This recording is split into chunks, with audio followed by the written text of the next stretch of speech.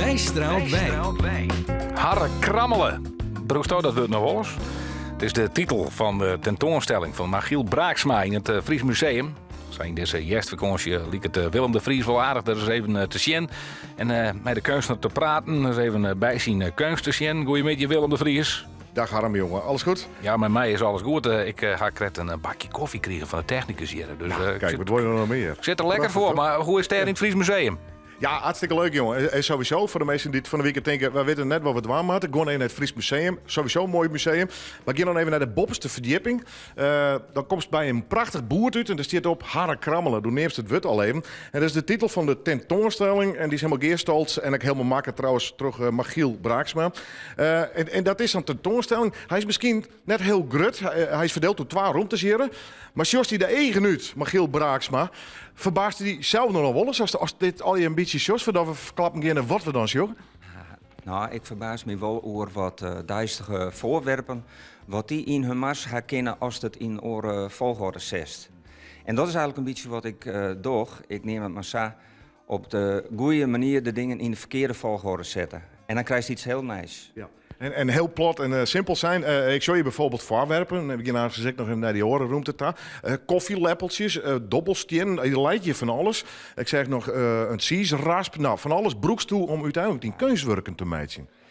Ja, wat ik eigenlijk doe is bestaande voorwerpen op een andere manier bij elkaar brengen. En als je op een andere schaal werkt, liedser, dan kun je een hele nieuwe rol krijgen. Bijvoorbeeld een zwikje dobbelsteen is hier een van de spoorboden. Ja.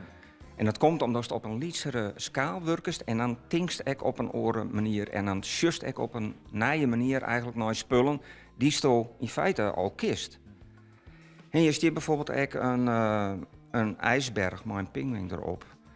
En die ijsberg is maken van een verfrommelde patatborden. Maar hij heeft precies de uitstraling van een ijsberg. En wat ik nou even illustreer door een krantenfoto die er dan achterplakt is. Het is een vertaling daarvan, maar ik is van verdraaid. Dat benadert gewoon een echte ijsberg. Ja.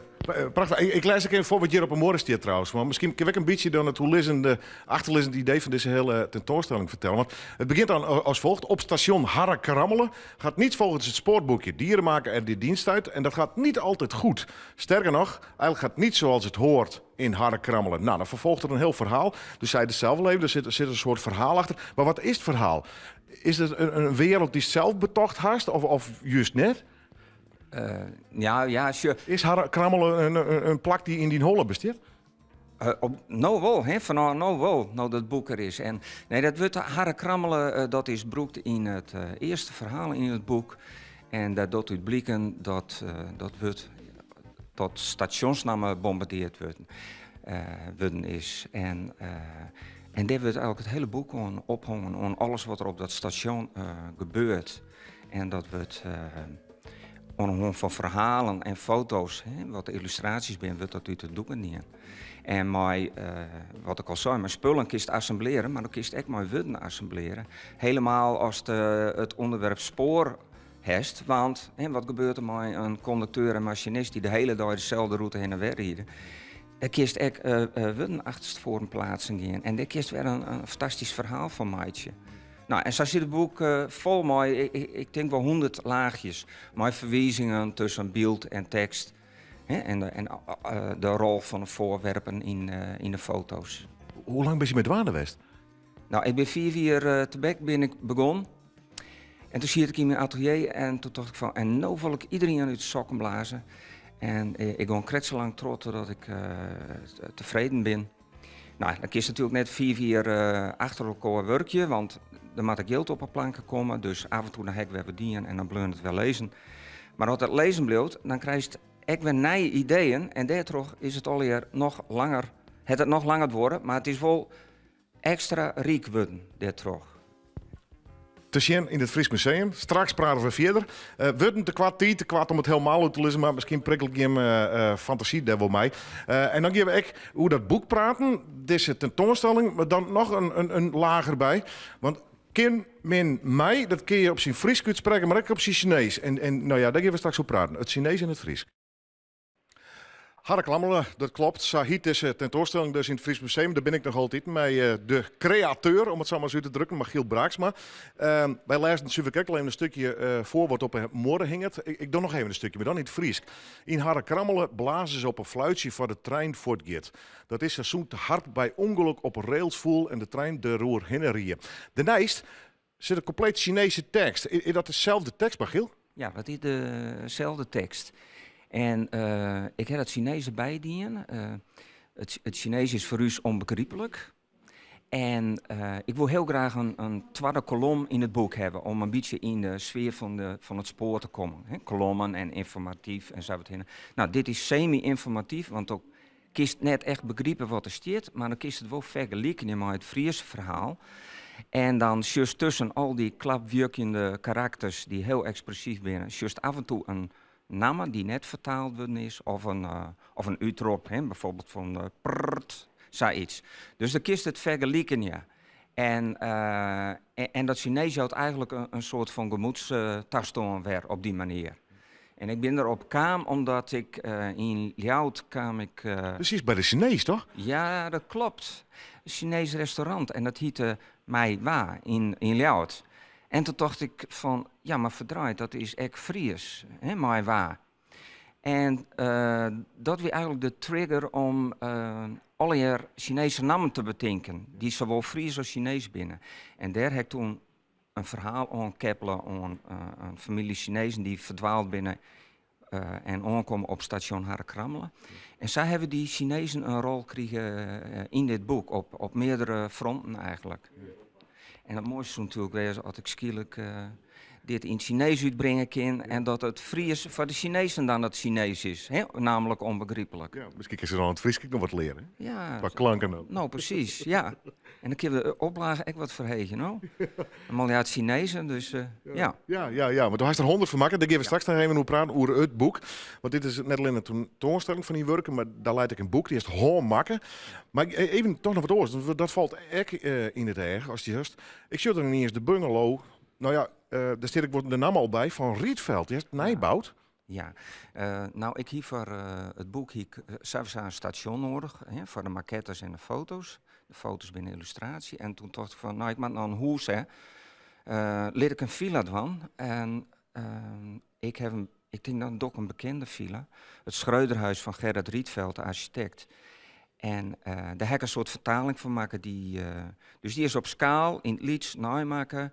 Maar dan mooi potleden en kantoorboeken en allerlei van dat soort materiaal. Maar nou wel exact in dezelfde kleur, in dezelfde verhoring. En dan kun je net mooi marchanderen, want anders klopt het net, omdat verhoringen heel belangrijk zijn. Nou, dan ben je precies een maand mee bezig en dan heeft hem in het Lieds. En die spelen dus een rol in het boek als zijnde een villa die ergens stiert. Nou, en zij had het boek allerlei laagjes, dat je denkt van, hé, maar dit ken ik. En dat die laagjes hebben gradaties van dingen die bekend binnen via de familie, tot dingen die alleen in Marm, waar ik bij kom, bekend binnen, tot mondiale dingen zoals bijvoorbeeld deze villa.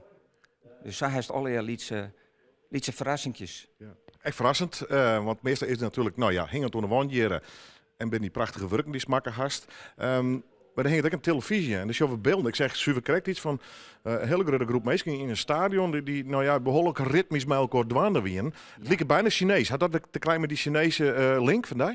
Ja, dat klopt. Ik wil graag een compilatie van filmpjes zien laten die onbedoeld haast toneel of een performance binnen. Dus terug dingen uit de werkelijkheid, maar een liedssetje, hoe is te controleren, krijg je een compleet nieuwe situatie. En waar het ook correct door heeft, dat is een groep Chinezen en die binnen aan het synchroon lopen. Nou, dat wist net wel juist. En in de vierde is het haast een soort menselijke trein. Dus van dat soort filmpjes ben je dan te zien. Ja. Boeiend. We gaan net alle kunstwerken en alle werken hier bespreken. We rennen nog even naar voren. Naar de vaste ruimte. Hier boppen in, nogmaals. De heestverdieping van het Fries Museum. Maar dat prachtige uitzicht trouwens. Daar leidt het boek. Het wordt is al een PK van. Hast even een uitlijn dat het een boek is met verschillende lagen. Exclusief. Hast er 100 van maken. Ja. Ik zie leer. Ik zie prachtige bewerking. Dit maakt een beurlijk vol werkhuis. 100 stuks. Ja, er is haast net doorheen te komen, want je kan het ook net even tussen trollen als alle onderdelen is een project. Een roene hoekmaatje van leer, dan moest eerst een farmke uitsnijden en rillen en dat is gewoon heel put werk. Maar ja, je moet het fluitje doen en dat hek dienen. En nou ziet het er heel mooi uit. Er is alle boeken die het een keer binnen, wat er nog van oor is, mag ik zeggen, want er is al een pad voort. Maar die ben versioen voor echt gouden pregen, drukken ben dat, maar goud. Ze hebben metalen onderdelen, ze zijn in leer inboen, ze hebben goudsatijn kapjes, ze hebben goudsatijn interieurstroken. En ze zijn drukt op het mooiste papier wat ik vinden koe en toch de beste drukken die ik vinden koe, hieruit ljouwt. Dus en dan krijgt zij iets. Een heel mooi kunstwerk en die kun je gewoon keepje. Goed, Michiel, wanneer is deze tentoonstelling hier nog in Fries Museum? Dit wordt nog heel set tot heel februari. Kunnen de meesten het nog zien. Ja. Net stenen maar erin. En eindigen we deze reportage met nog even een stukje uit die teksten die je hing. Het dorpje Harre Krammelen staat net op een kaart van Friesland. Dat komt waarschijnlijk omdat het heel lieds is en er alinnen maar besten bij je. Michiel, succes en tot de volgende expositie. Graag en dank u wel.